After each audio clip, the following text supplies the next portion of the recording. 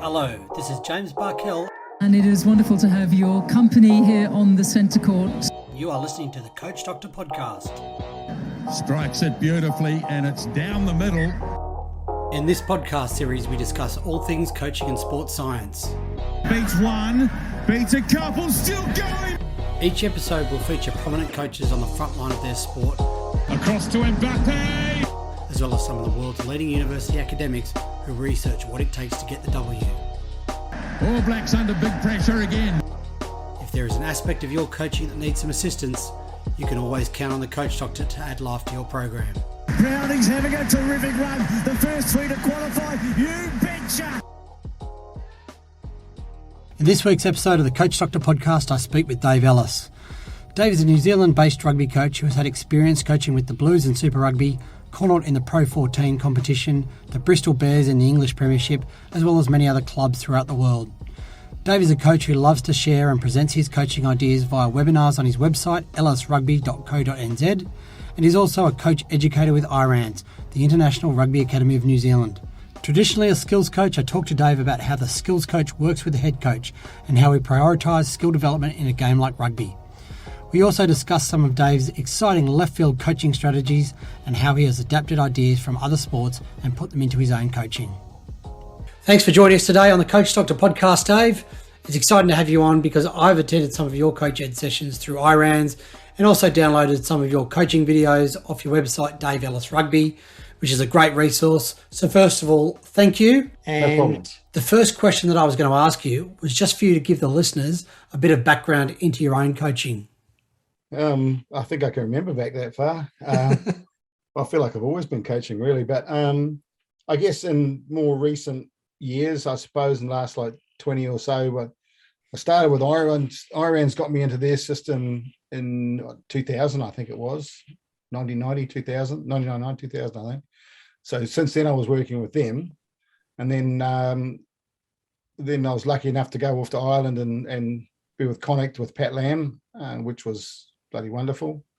In between that, I've schoolboys and clubs and things along the way, and finished up with the Blues back here in Super Rugby for a couple of years, and then kind of back with a little bit of IRAN stuff now and doing a bit of my own. But yeah, coach school kids, clubs, little kids, big kids, my kids, other people's kids. Been lucky enough to travel around the world doing that, and places like South America and South Africa and North America, and which are kind of cool places to go, as well as the UK and Asia and Aussie, of course. Spent a lot of time in Aussie. Lived in Aussie for many years in the mighty Northern Territory. Oh, did you? I captain Northern Territory against Italy. Oh, did you? God knows how many years ago that was now. It's too long to remember. Wow. So basically, and played, representative rugby in New Zealand as an age groups and all that sort of stuff. Left to Aussie when I was 21. Yeah. Came back when I was 31, I think. Mate, the Northern Territory climate would be a bit different to the New Zealand climate, I'd imagine. Yeah, especially back in the 80s. Yeah, very humid. Not only a different social climate as well. Yeah. Wow.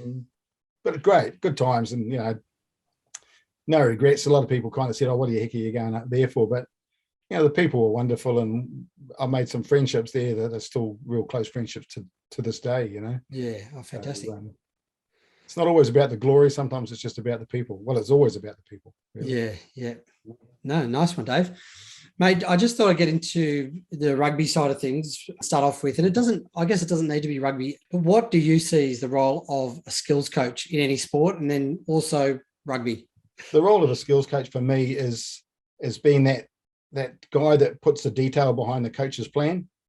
So, you need to work hard, hand in hand with the head coach, I believe.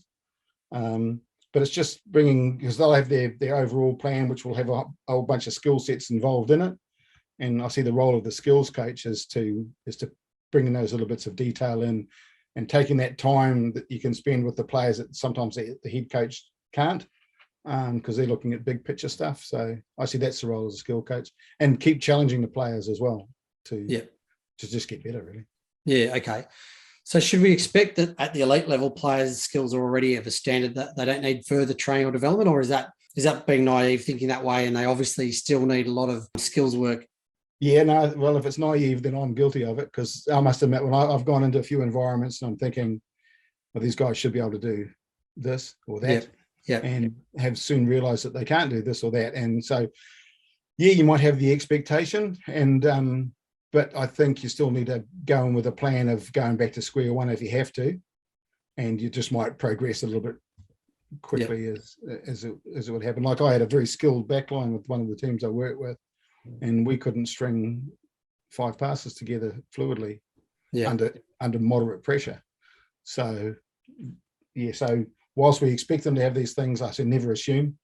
So I basically write never assume every time I go and meet somebody new now. Yeah, okay. So what did you do in that situation where you had 5 players that were very skillful, but they couldn't work together as a group under pressure? What were some of the strategies that you might have used to help fix that?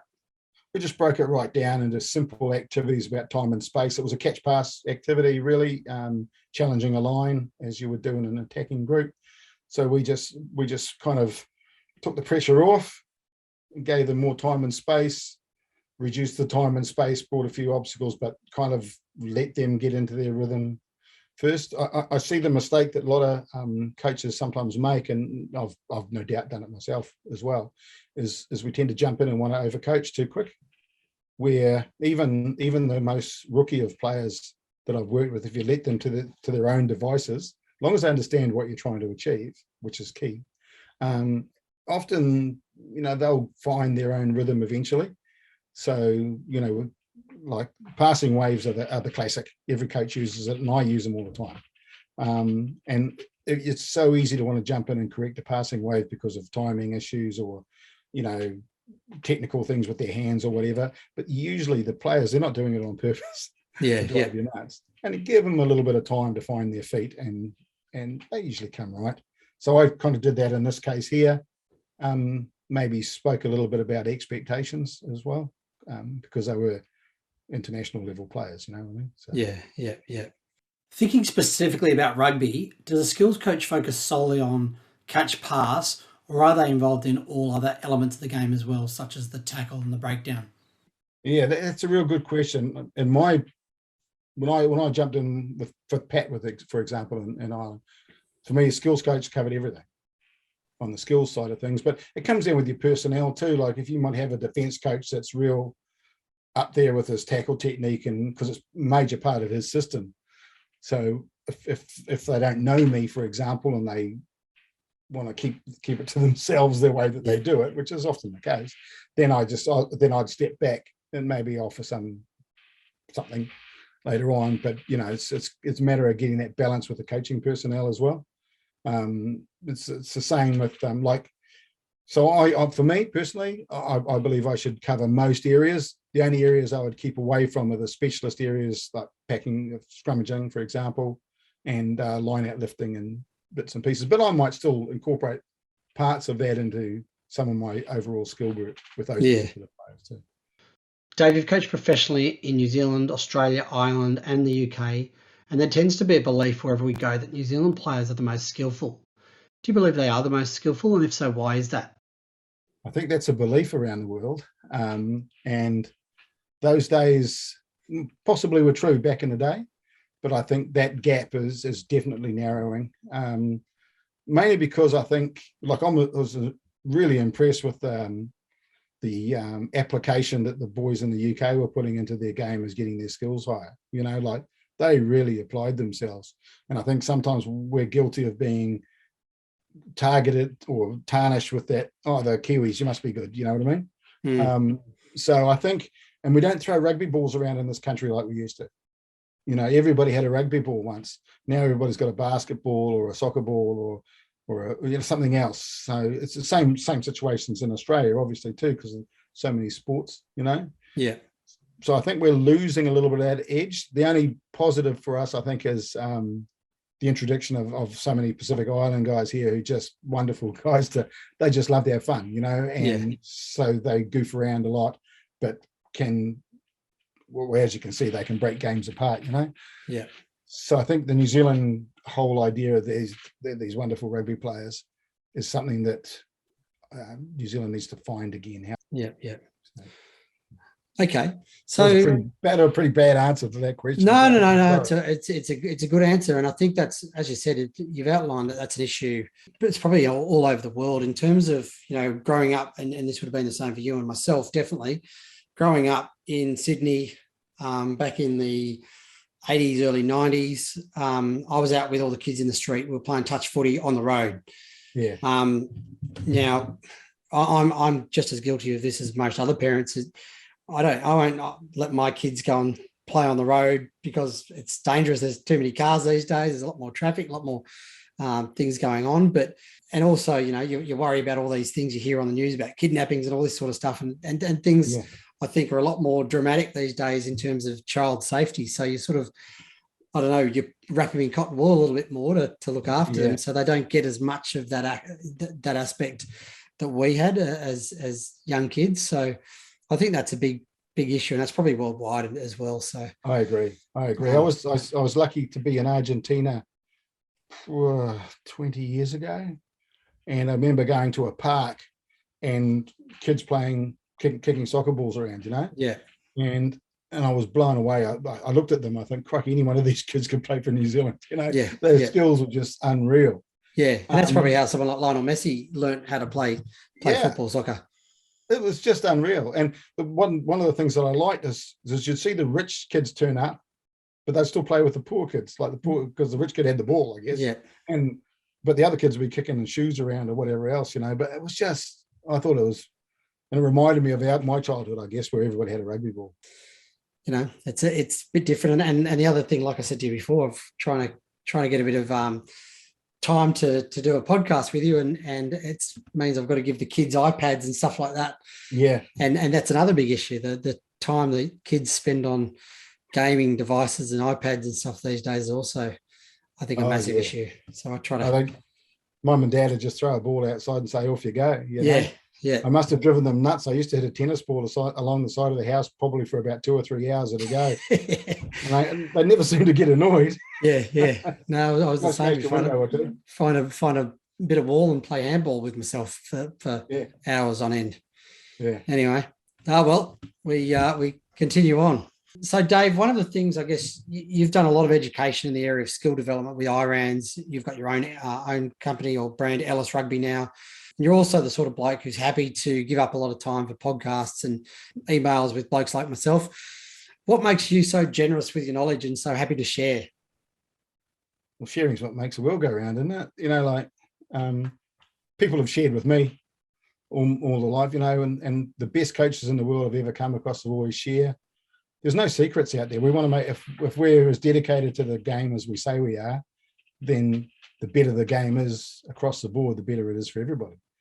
So for me, I'm happy to share. And to be fair, it's a bit of a two-way street for me. Like when I do my presentations, I love listening to what the coaches have to say, and there's, I'm writing down notes from their comments just as much as they're writing for myself. So sharing's the way to go. The best coach I know, because I know you probably asked me that one as well, would be a fellow like Wayne Smith, because Smithy is famous for sharing everything he's got. Keeping one step ahead every time. Well, that was actually going to be my next question. You've worked alongside some pretty special coaches. You got Brian Ashton, Eddie Jones, Wayne Smith, Dave Rennie, Sir Graham Henry, and I was going to ask, who stands out to you as being the full package in terms of communication skills, technical and tactical knowledge, delivery of messages, man management? And you just mentioned Wayne Smith. Was there anyone else? Well, Smithy's really good technically as well. He listens, which every coach needs to be able to do.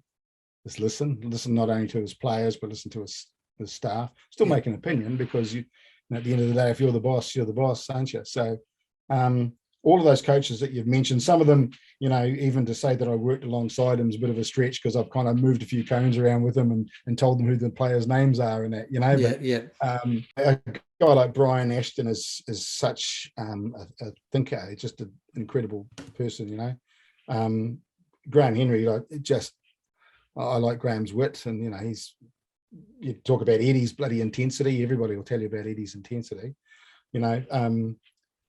With me, too, I learned a lot from Wrens like Dave Rennie, because he was with us at IRANS for many years as kind of the lead coach, And, I learned so much from Renz.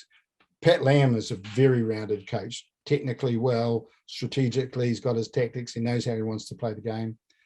Colin Cooper, I've worked with a lot lately as well. Like Coops is a real carer, cares for his team and cares for his people. Mm-hmm. So I guess they've all got really neat traits. That's why they are where they are, I guess. Yeah.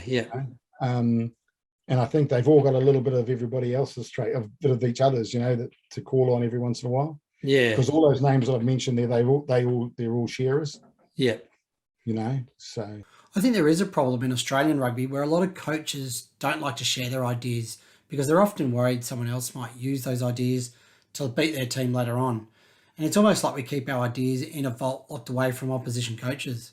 Whereas I hear in New Zealand, a lot of coaches often get together and they share their ideas, often after games, at the end of the season, and even sometimes during the season. Would you tend to agree with that, having coached in both Australia and New Zealand? that'll be fairly true. I coached Toowoomba Grammar for a season, and the games were filmed, and you couldn't get footage of the opposition. Okay. Like there's no way they're going to release it. Well, I would release it. I was like, go ahead. Yeah. Well, I care because You've got to come up with something next week. You've got to come up with a strategy that's gonna. So that non-sharing thing, I think it's changed. Hopefully, it has changed.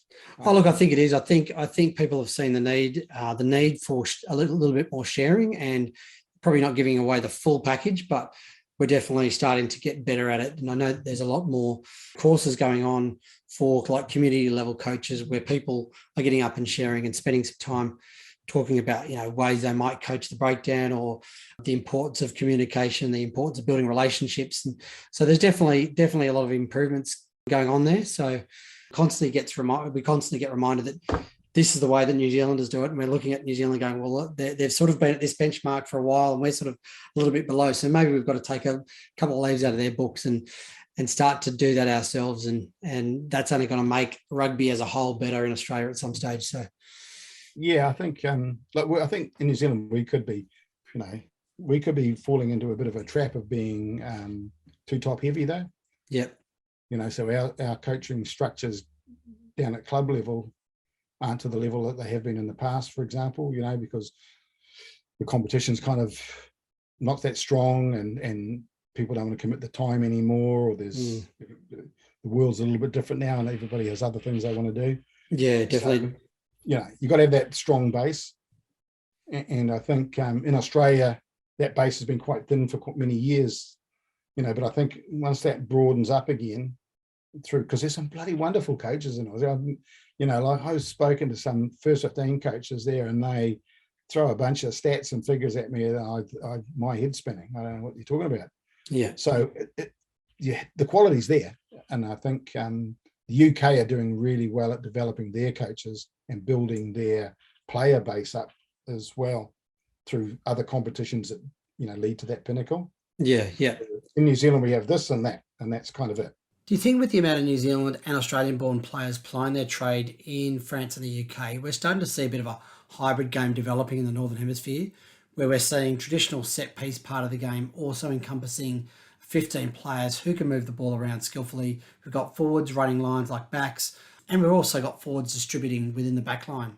Yeah, I'd say that would be fairly accurate because it was, for many years, some really good coaches went to the North and got turned away because the tactics their strategies were a little bit out of the alignment at the time. You know what I mean? Like, well, forwards don't pass and all that sort of stuff. But I think over the years, because there's more players who have stayed on those countries and some of them have moved into coaching roles, or they've then called upon people from the southern countries to be part of their coaching groups, it's kind of now it's taken on. When we went to Connacht and, like our forwards, catching passing was definitely not a strength, and we changed that. And I think, and this is my bit of a paying homage to Pat a little bit there, because Joe Smith was the coach of Ireland at the time, so another Kiwi. But if you have a look at Ireland in 5 years, the difference the way that they play that game in the small space of a 5-year period is phenomenal. So, and that's due to, I think, a little bit of that influence. Yeah, I think Ireland's. You watch Ireland; they're looking pretty strong at the moment. That's the one thing for them is to try and make sure they're not peaking in between that World Cup Yeah. cycle again. They've got to make sure they get it right because Yeah. they could challenge if they get it right. As a skills coach, you've done some pretty cool left field idea. Well, I'm calling them left field. I don't know if you call them left field ideas. For example, the strobe glasses in catch pass drills. Why are these some things that you might tend to use? I think it's always interested me a little bit. For me, I've always felt the game, even as a player. I wouldn't say I was necessarily gifted or anything like that, but I always felt the game more so than saw the game, if you know what I mean. So going in and then knowing how flickering lights might work or having an eye closed would affect you kind of made me think, well, this is kind of a way to challenge players these days and take them slightly out of their comfort zone without hurting them. Unless, of course, you've got to ask that epileptic thing about strobe lights, though, because flashing lights, so you got to be careful there. Yeah. But I just like that sort of way of going a little bit, throwing somebody off kilter and go, oh, what the heck am I doing here? Just to focus them in on a key point. Yeah. Whether it's something simple as having your hands up, Yeah. If you have your eyes closed and I say I'm going to throw a ball at you and you've got to open them, you'll naturally put your hands out. Yeah. So it has a knock-on effect that relates to the skill. Yeah, definitely. So I look for those sorts of things, with the eye patches and all those other things that I've done as well. Yeah. So it wasn't an idea you came up with at 4 o'clock in the morning at a nightclub one night. No, not anymore anyhow. No, good stuff. In those days, I didn't think I was thinking too much past anything else. Yeah, okay, good stuff. But some of them are ideas that pop into my head in the middle of the night in my sleep. Yeah. I'll try and remember that by the morning, or I'll write it down. Write it down then and there.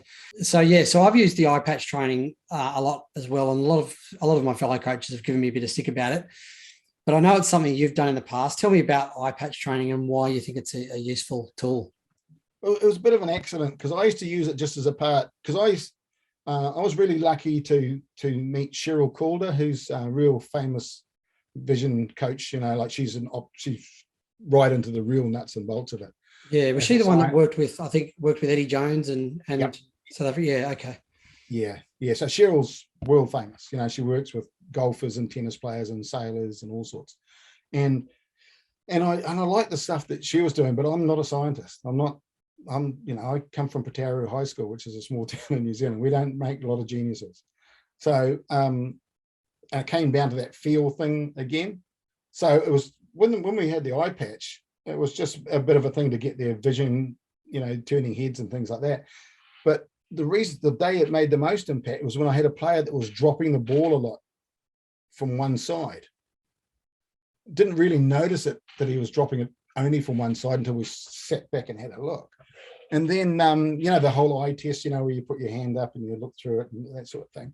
And I did that with this guy, and we found out that his weak eye was the side that he was dropping the ball from. And we're trying to tell him to scan at the same time.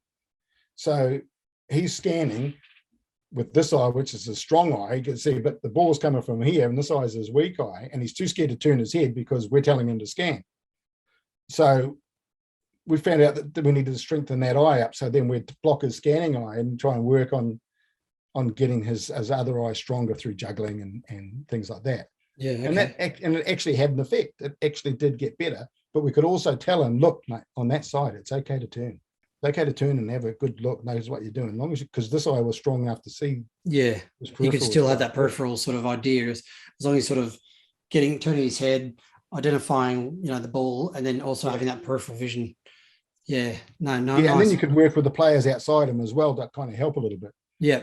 They can bring up their comms. They say, look, we've got to bring up our comms from this side because of this. Yeah. You know what I mean? So that's when it actually came to a practical use. For me, it was a little gimmicky at the beginning just to kind of put them out their comfort zones. But yeah, that's how it worked out anyhow. Have you got any other ideas that raise some eyebrows because they're a little bit left field, a little bit different? Oh, yeah. Juggling. I do a bit of juggling with players now. I got these balls that light up. So if I throw it to you and you catch it, the impact will make it a colour, red, blue or yellow, red, blue or green. Yeah. So I'll do them juggling with that. You catch it. If it's green, it goes here. If it's blue, it goes there. If it's red, it goes back to the back. Oh, yeah, nice. Just and I kind of goof around with those things and get the guys working on those sort of things as well, just to bring a little bit of an awareness. I've always been known for coloured cards and a lot of that sort of stuff. Sometimes I get some weird looks. The juggling sometimes gets weird looks, especially when I do an activity where I kind of make them reach out and grab a ball from here, from the side. Yeah. So all I'm doing is trying to get them to reach and meet a ball early. Yeah, yeah. So we'll throw a tennis ball or something and you have to catch it here. Yeah. I play touch with, I've got a biggish tennis ball, about that big. Yeah. And I play touch with that, but it's one hand touch. So if I catch with this hand, I have to distribute with this hand. So that kind of gets that action that they're all doing with their offloads these days. The Sunny Bills, yeah. Yeah. So they're doing a lot of that game and I have people look at me and go, what do you use the tennis ball for? That's kind of it. I've been building on a little bit of targeting. So I like having targets, trying to throw at a target, because I think we went away from that. At some stage. Like, as a little kid in the backyard, I was a halfback. My poor old mum's trees and shrubs were munted because I kept throwing rugby balls at them. You kept aiming at them. Yeah, but I was accurate most of the time. I wasn't the flashiest halfback in the world, but I'd get in position into rep teams because I was accurate and consistent. So, that sort of stuff I like to play with. So yeah, nice. And Dave, do you periodise skills training development, or do you think it's beneficial to periodise skills, or just throw everything in together, or again, what the head coach is doing? Yeah, like I said earlier, I work a lot with the head coach. But if I did a skills plan, a pre-season skills plan, for example, it'll be periodised. Yeah. Because we're not going to start off with a lot of smash, obviously. Because we're getting their bodies accustomed to it. But we can do quite a lot of handling activities there, where then we might gradually bring in a level of light contact before moving into a heavier contact. Then we might drop back out into something light before we go to the next level, So I follow that classic, table that we do with periodization. Yeah, right. So you're slowly increasing the stress or the pressure on the players, increasing the decision-making component. Yeah. And in skills, you have so many variants, time and space is you can do so much just with time and space, just to add pressure or to reduce pressure at any one time. So, you can spend a lot of time in those areas as well. So yeah, I would, that would be my form of periodization of my skills. Also in the professional world, you've got to look after the players' bodies. So you get a lot of feedback from S&C coaches or medical people. So in Connacht, for example, I would work a lot with the medical and S&C as to what I would do often with injured players, because we do a whole plan with them, or even just with the players, making sure that our timing was right. It wasn't a Monday that I was going to, after a Saturday game, that we're going to go into full noise contact, for example. Button that off to maybe about a Wednesday, Yeah. So all that sort of stuff. Yeah, nice. So as a skills coach, let's just give you a scenario here. You've got Stephen Larkham and Dan Carter in your team. Both have, I guess, very effective passing games, but also quite different passing techniques. Do you try and change something that works so that their techniques meet a set criteria, or do you say it works, let's make sure we just keep it at that? Yeah, if it works, don't touch it, is my opinion. There's a guy, Jason Spice, was a halfback in New Zealand. He had an unusual passing style. He kind of passed like that as a halfback. But geez, he could move that ball from A to B. Yeah. And it got there how it had to. So I wouldn't touch that. And it's, no, I'd definitely, Stephen Larkin would probably go a little bit lateral for some coaches. Mm-hmm. You can either embrace that because he'd often slice through the line. Yeah. Or you could compensate from that, from having your straight runners outside him. So, I definitely, if a natural ability, I'd just leave it alone. Yeah. Okay. It's detrimental to the player or the team. Yeah. Yeah, definitely. So in that situation, as a skills coach, with two players like that are both very effective in what they do, in terms of developing them, it just increase the amount of pressure, like the time, like reduce the time, reduce the space, that sort of things, to manipulate their skills training so that they're working a little bit more under pressure or decision-making scenarios. Yeah, exactly. And for a guy like Stephen Larkham, who I thought was bloody wonderful, but he would often go lateral. So then I might incorporate something in his training that would bring some inside pressure onto him from what could be seen as a blind area. You know what I mean? Yeah. Try and add that area so he then becomes more aware of what's going on in that space there. So yeah, that's the sort of thing. I love that sort of stuff because I look at all the players that I've worked with. I try and look at them more as individuals as opposed to the team. When you're working with them in their small units and it's, like the forward carry pods, for example, or something, they've got a set goal between three people of something that they have to achieve. So they have to work together, to achieve that, as opposed to, a guy kicking for a touch or something like that. He then has his thing. He doesn't have to work with anybody. So it's kind of just horses for courses when you deal with the individuals. I learn as much from my players as I do from the coaches or from my own observations, because I like to have good discussions with them. The boys in Ireland would come into my office, and we'd have a chat about the game, and they'd bring their clips and we'd talk about their clips, and with a bit of questions and answers from either of us, we'd figure out a strategy that we could then take out onto a training pitch. Yeah. Which was kind of fun. Whether it's rubber bands around their hips or weighted balls or that sort of stuff. Yeah, nice. Hey, have you ever done any work in any other sports, like either NRL or any other sports, even as a consultant, trying to help skills coaches, or have you just done anything in rugby? No, I haven't. But I've like I was with Digisport. Could you remember Digisport in Australia? Yeah, Barry Honan. Yeah. There was me and Baz. So Digisport was Baz and I. Yeah, okay. And so we did netball and cricket, rugby league with Wayne Bennett, which was bloody great. So I know I learned a lot from those sports. And also they had a biomech called John Harmer, who I thought John was the smartest man I've ever met in my life. He could take biomechanics and he could teach a country boy from New Zealand what it meant, which impressed me. So I guess I pinched a lot of other sports stuff into my rugby stuff, to develop that. And it's kind of set me on my little path. But I remember I was asked by a shot putter's coach asked me, he said, "Oh, what could I do? What could you give me that would help my guy?" And I went, "Crikey, shot put, jeez." I said, "Why don't you put a target out there for him to hit?" I said, "Really?" I says, "Don't worry about records or anything. Put a target, put a stick that he has to hit and drive it into the ground or something." I said, "What's wrong with doing something like that?" And you could, subliminally just put it out a bit further every time, without him hardly even noticing. And so I don't know if you ran with that or not, but I thought that was thinking outside. Are there any sports that you think you could learn a lot from and use in rugby? I learned a lot from netball and basketball.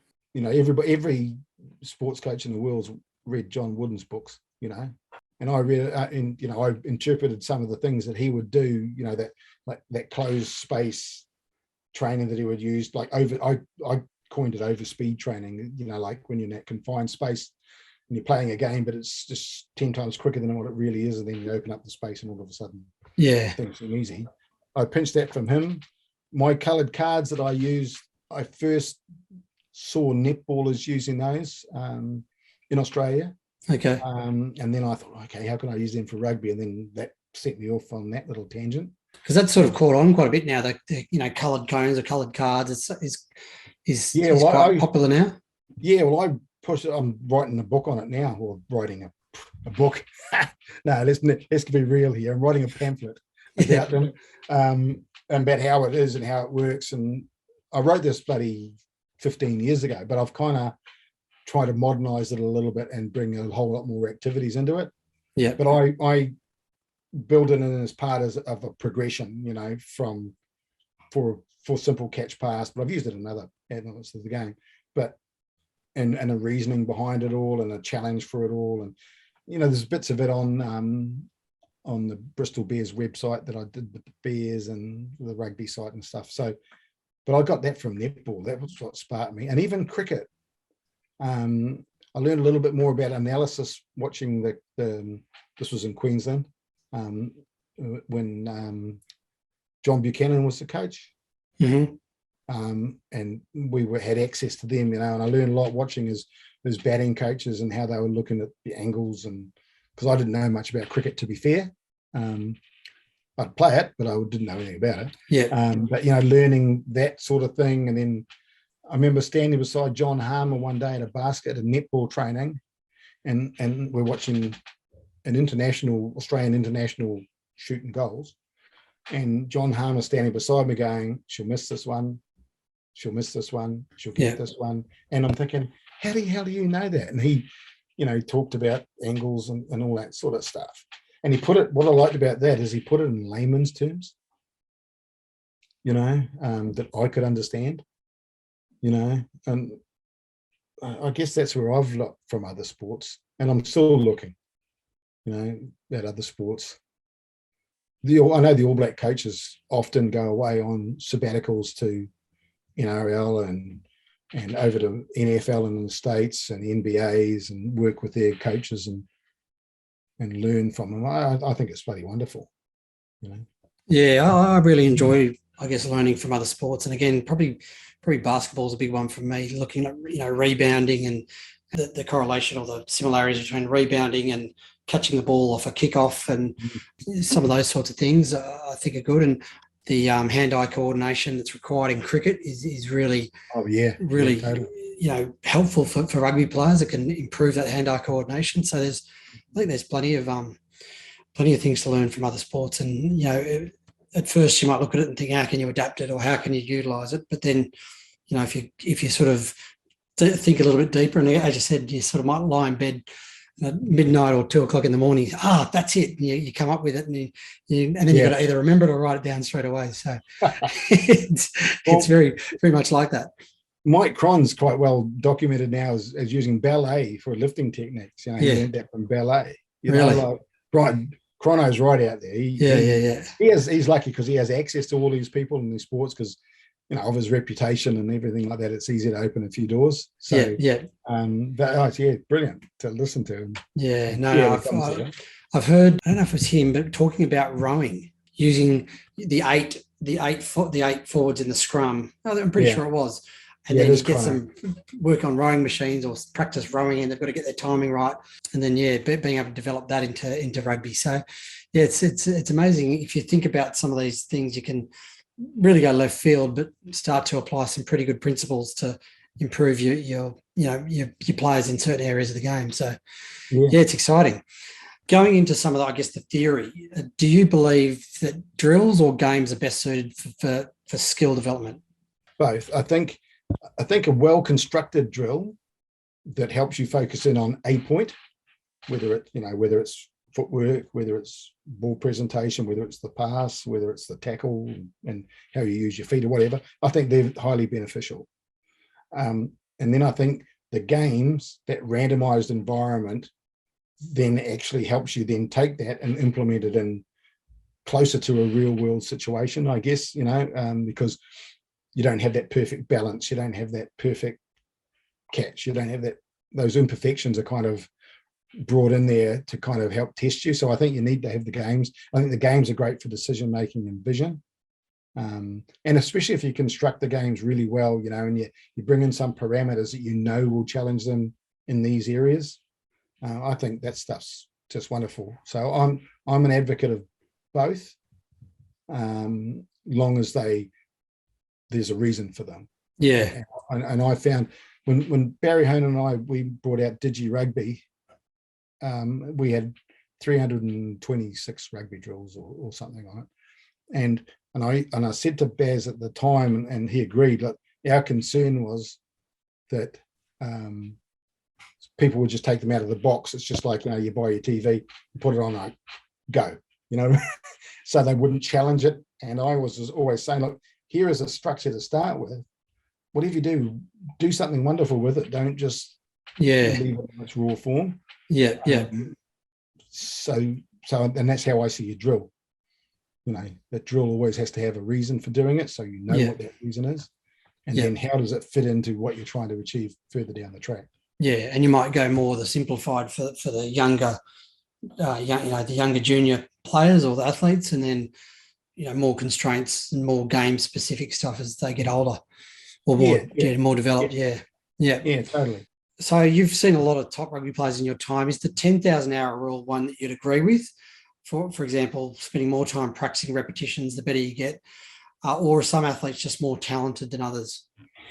That's a bloody good question. I think some are more talented, but there are some wonderful examples of some world-class players that just work their ass off and put in the effort. And I've found that the guys at the top now, in the top nations, the top players in the top nations, I think you looked at every one of them, you'd find that they were that guy. They're that guy with that extra bit of work ethic, who would put in that time and really work hard at it. I think the important thing there is to make sure whatever they're working on is the right thing, But yeah, I think that work ethic, natural talent will take you a long way. That'll open a door for you, but then you got to bring in that work ethic to really be that player and really get to that next level. Yeah, I think so. There, you look across the world, there are a handful of players probably right across the world that you would put at that next level, that real ultra athlete, dedicated perfectionist, Then there's a hell of a lot below that everybody wants autographs from, but they just won't work hard enough to quite be those guys. I think. You've got a lot going on at the moment with Ellis Rugby, IRANS, the rugby site. You do a lot on the rugby side. So in the current COVID climate, a lot of coach ed has gone online. Are you seeing a trend upwards in clients due to this? Are you seeing more people taking this online format of coach education on? Yeah, I am. It was new to me, to be fair. Like I'm quite, I don't know, wouldn't say shy, but maybe, I'm quite keep to myself sort of thing, but I found that I had to do something to keep myself afloat because COVID really has damaged a lot of my prospects around the place because I was often quite global, but the trend is really good and there is some wonderful stuff out there. And I think it's really, for me, I found it really beneficial because it made me challenge things that I'd thought of for years, made me get off my backside and maybe write a bit and create things and then just give them to other coaches because there's heaps of coaches in the world who just want something that can help them. And I was doing nothing, so why not help them? I thought, Yeah, exactly. No, I think from my perspective, during this COVID pandemic, I've been searching for a lot more stuff online than I previously would have. I previously did a lot of face-to-face sort of education, but now I think a lot of we don't have that access to that at the moment. So how am I going to do it? So we go online, and I think it's only going to build and it's only going to develop and get better. So I can see a lot of people have established sort of an online presence in that coach education sort of area. So no, well under that. So just with regards to yourself, give yourself a quick plug. What have you got online at the moment for if there's any coaches listening that are looking for some education? You've got Ellis Rugby, obviously, and that's my website. I think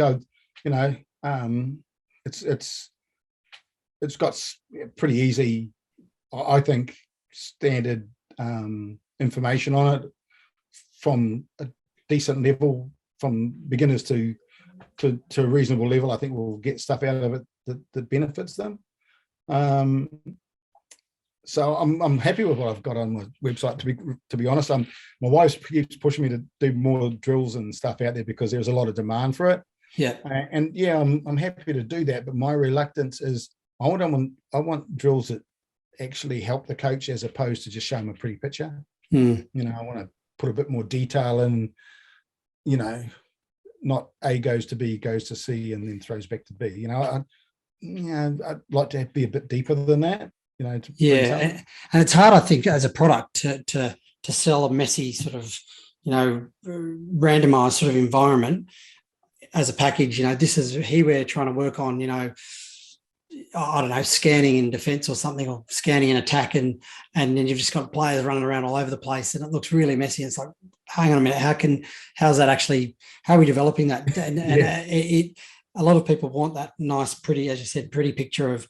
It's really clear and simplified as how you're going about developing that. So that is a challenge in our sport, especially. I think we're so much more than football. You can, it's the passing lanes are clearer in football, and obviously the lack of contact and stuff like that makes it a much more presentable format to bring online than a lot of rugby stuff where there's contact involved and you're trying to go forward through a wall of defenders. Sorry if I've interrupted you. No. That's the game needs to be challenged. We need, and I like the discussions that I have with the coaches online, and when I do the online sessions, I look forward to the banter really and the questions, because it challenges myself as well. Yeah. The thing is with me, I'd like to be back in the loop again.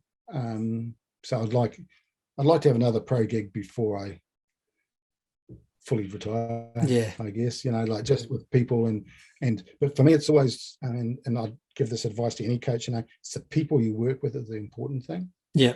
It's not necessarily the team or the image of the team that you're working with.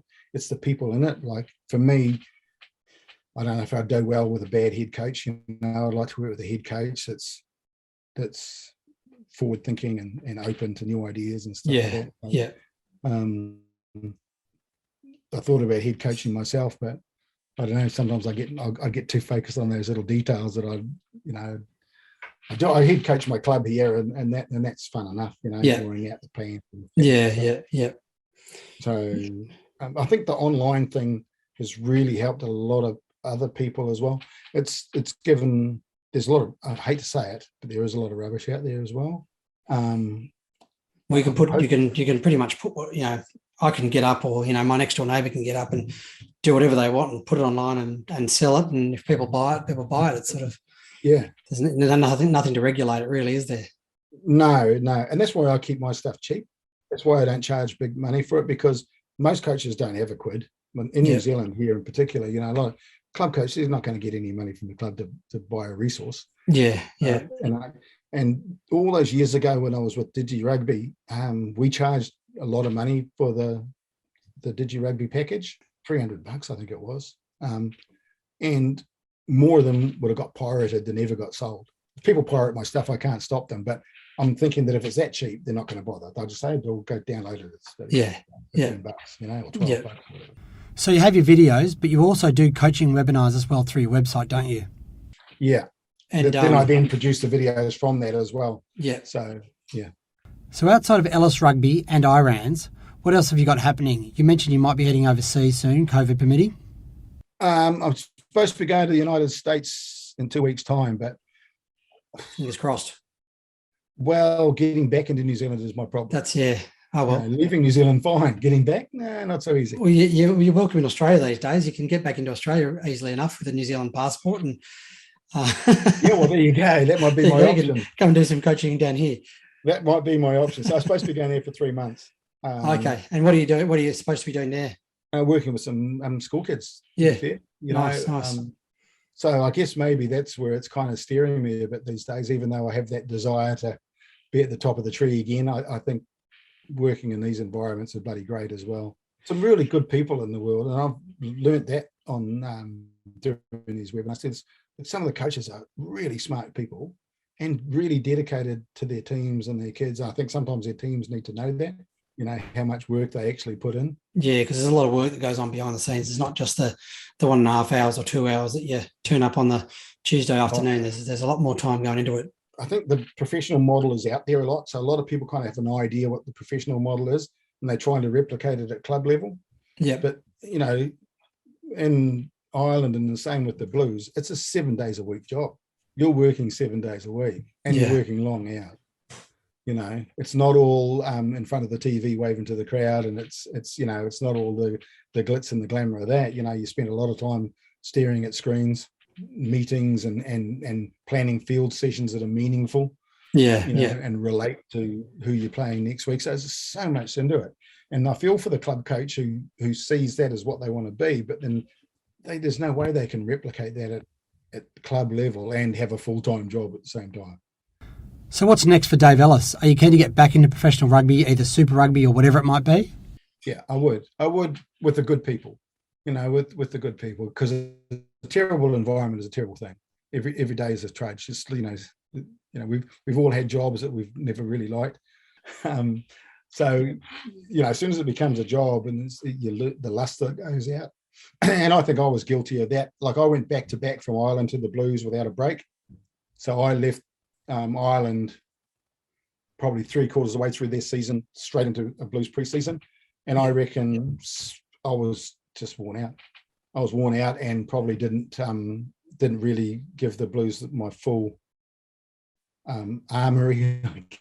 Yes, or I wasn't fully there, Even though I was happy to be back in New Zealand, I don't think I really contributed as much as I would have liked to. And I guess part of my reasoning and wanting to doing something like that again is to kind of make amends, Even if it's only in your own mind that, you feel like you didn't put 100% effort into it, you want to go back and make up for that in your own mind and say, put in everything you can and see what difference you can make. Yeah, I guess that's where it is. And, there was opportunities there and I probably missed them, unfortunately. But, such is life. You live and learn, and you got to move on, don't you? So,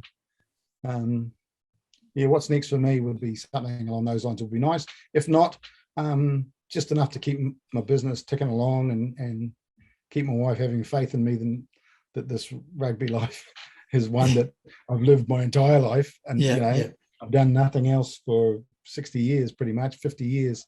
So I want to make sure that I don't go, what do they say? Go softly, go gently into this good night. I want to just fade away. I want to kind of do something that's worthwhile. Yeah, awesome.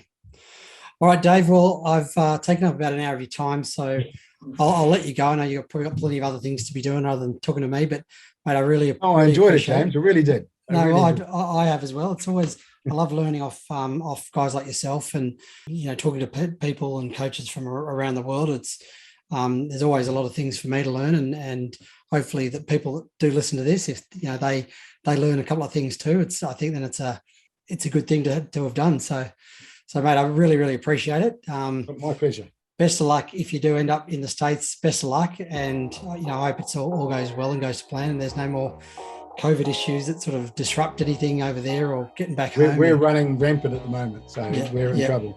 So. Okay. Yeah. Well, good luck with it, mate. And again, thank you so much for spending some time with me. My pleasure, James. Perfect. Go look after that family of yours. As usual, Dave has been very giving of his time and loves to talk rugby. Some of the key takeaways from me for this chat have been how you can adapt ideas from other sports into rugby and challenge your athletes with a range of stimuli. So basically, don't stick to what you know, go out and be adventurous and see how you can develop your own coaching. He mentioned some of John Wooden's basketball coaching ideas in particular, and these can be adapted across a whole range of sports. Another aspect Dave discusses is how he likes to use the players as a resource, especially when working in groups. Get them to coach each other and come up with the answers rather than being explicit and always providing the answers to them. This form of coaching can be really rewarding. Skills don't have to follow a manual. If a player performs a skill and it looks different to how we're taught to teach it, but the athlete gets the outcome consistently, don't try and change it. A great example of this is comparing the passing techniques of former All Black Dan Carter and former Wallaby Stephen Larkham. Both very different techniques to each other, but both were very consistent with executing with a positive outcome. And finally, Dave makes the point that you really need to be careful of who you coach with, because working with a coach that's not open to your ideas and philosophies can make the season very arduous and difficult. I hope you've enjoyed this conversation with Dave Ellis. While it's been specifically about rugby, I believe that a lot of Dave's ideas can be adapted to multiple sports. If you want more information about Dave's resources, you can find his website ellisrugby.co.nz, which has a heap of information about the resources he offers, or you can follow him on LinkedIn at Dave Ellis, via Facebook at Ellis Rugby, or on his YouTube channel, Dave Ellis Rugby. Please pass this episode on to other coaches who might be able to learn something from this chat and share it on your social media pages as well. I'll catch you on the next episode.